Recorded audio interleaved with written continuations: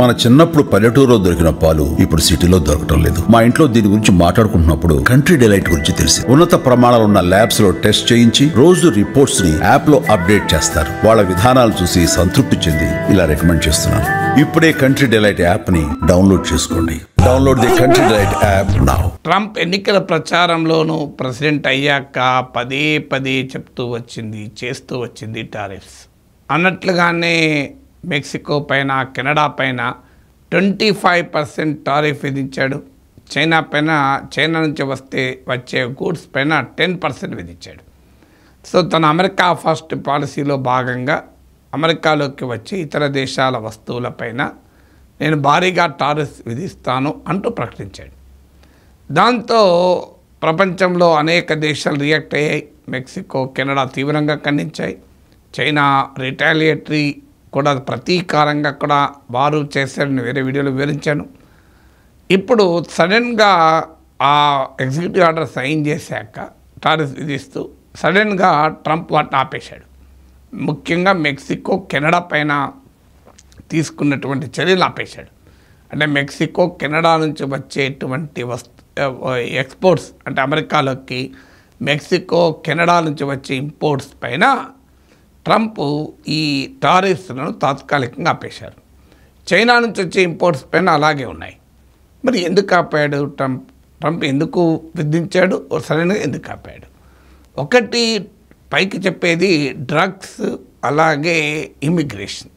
ఈ రెండు మాకు ప్రధానమైన అంశాలు.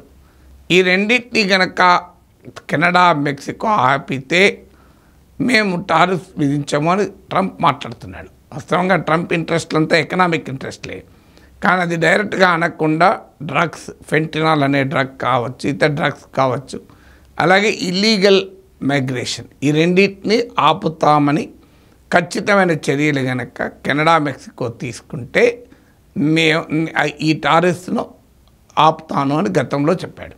చదువుతోనే సమాజంలో మార్పు సాధ్యమని నమ్మిన వ్యక్తి, మారుమూల గ్రామంలో పుట్టి వేలాది మందిని మేధావులుగా తీర్చిదిద్దిన విద్యావేత్త, మనలో ఒకడు మల్క కొమురయ్యకు టీచర్స్ ఎమ్మెల్సీ ఎన్నికల్లో మొదటి ప్రాధాన్యతగా ఓటేద్దాం, గెలిపిద్దాం అన్నట్లే మెక్సికో ప్రకటించింది 10,000 సోల్జర్స్ మెక్సికో ప్రభుత్వము అమెరికా మెక్సికో బార్డర్కి పంపించింది ఈ డ్రగ్స్, అలాగే ఇల్లీగల్ అక్రమ వలసల్ని ఆపటానికి.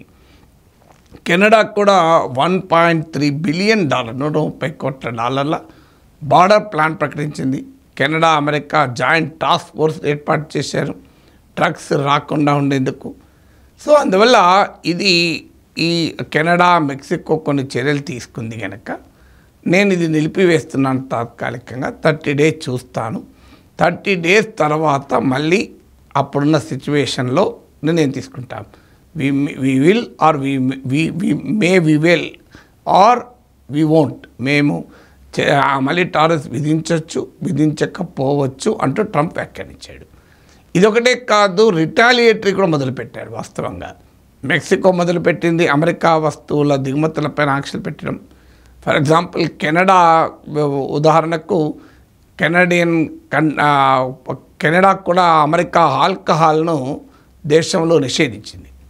అలాగే ఆంటేరియా, కెనడాలోని అత్యధిక పాపులేషన్ సిటీ, కెనడా జీడిపిలో 38% ఇక్కడి నుంచే. అక్కడ ఆంటేరియాలోనైతే అమెరికన్ బిజినెసెస్ పైన అమెరికన్ కంపెనీలు అక్కడ కాంట్రాక్ట్లకు బిడ్ చేయకుండా ఆంక్షలు విధించింది. ఈవెన్ ఇలాన్ మస్క్ స్టార్లింక్తో చేసుకునే అగ్రిమెంట్ కూడా ఆపేశాడు. సో అందువల్ల ట్రంప్కి అర్థమయ్యే లాంగ్వేజ్లో కెనడా, మెక్సికోలు రియాక్ట్ అయ్యాయి. అయితే బార్డర్కు మెక్సికో 10,000 మందిని పంపించడము కొత్త కాదు, కెనడా ఇప్పుడు చేసింది కూడా కొత్త కాదు. బైడెన్ డిసెంబర్లోనే ఇదే రకమైన డీల్ బైడెన్ ప్రభుత్వం ఉండగా కూడా కెనడా ప్రతిపాదించింది. కానీ మరి అప్పుడు కాంది, ఇప్పుడు ఎందుకైంది ట్రంప్?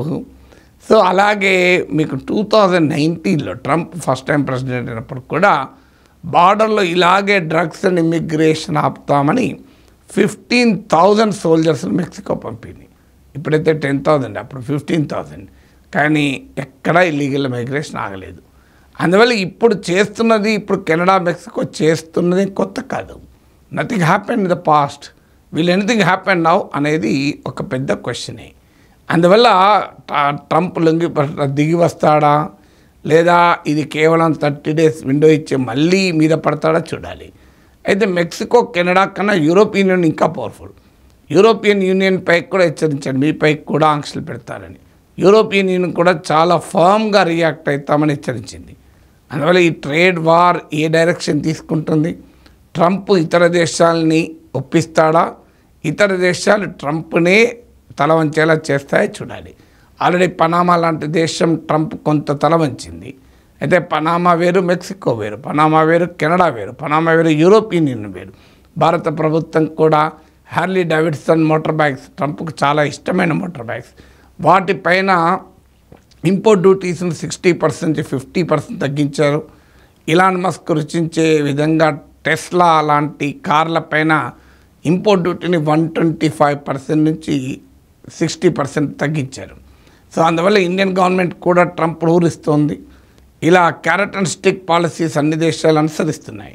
చూడాలి ఈ ట్రేడ్ వార్లో చివరికి ఏమవుతుంది. ఇప్పుడు చైనాకు కూడా రిటాలియేటరీ శాంక్షన్స్, అమెరికా నుంచి వచ్చే కోల్ పైన, లిక్విఫైడ్ నేచురల్ గ్యాస్ పైన 15%, క్రూడ్ ఆయిల్, అగ్రికల్చర్ మిషనరీ లాంటి వాటిపైన 10% ఆంక్షలు విధించింది.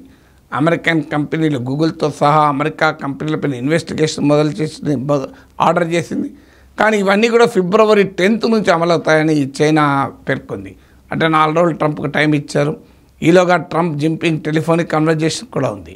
ఇలా Trump with European union, Trump with Canada, Trump with Mexico, Trump with Panama, Trump with India, ఇలా ట్రంప్ విత్ ఉక్రెయిన్. జెలెన్స్కీ ఏకంగా రేర్ ఎర్త్ మెటల్స్ ఆఫర్ చేశాడు. Trump ఓపెన్గా చెప్పాడు, నాకు రేర్ ఎర్త్ మెటల్స్ ఇస్తే నీకు మిలిటరీ ఎయిడ్ సహాయం చేస్తామని. అక్కడ కూడా అగ్రిమెంట్ కుదిరేలా ఉంది. లీథియం, యురేనియం, టైటానియం లాంటి రేర్ ఎర్త్ మెటల్స్ను మైనింగ్ చేసుకోవటానికి అనుమతిస్తే యుక్రెయిన్కు మిలిటరీ ఎయిడ్ కంటిన్యూ చేస్తామని ట్రంప్ చెప్పాడు. So everything everywhere deal deal deal డీల్కు నెగోషియేషన్ జరుగుతున్నాయి. అందువల్ల ఆ డీల్కు, నెగోషియేషన్కు, బేరసారాలకు, ఒప్పందాలు కుదుర్చుకోవటానికి వీలుగా 30 days పాటు మెక్సికో, కెనడాల పైన వేసినటువంటి టారిఫ్లను ట్రంప్ నిలిపివేశాడు. ఈ క్యారెట్ అండ్ స్టిక్ అప్రోచ్ అంటారు. కొంత ఊరిస్తారు, కొంత బెదిరిస్తుంటాడు ట్రంప్. ఇతర దేశాలు కూడా అలాగే కొంత ఊరిస్తున్నాయి ట్రంప్, కొంత బెదిరిస్తున్నాయి. చివరికి ఎవరిది పై చేస్తుందో చూడాలి.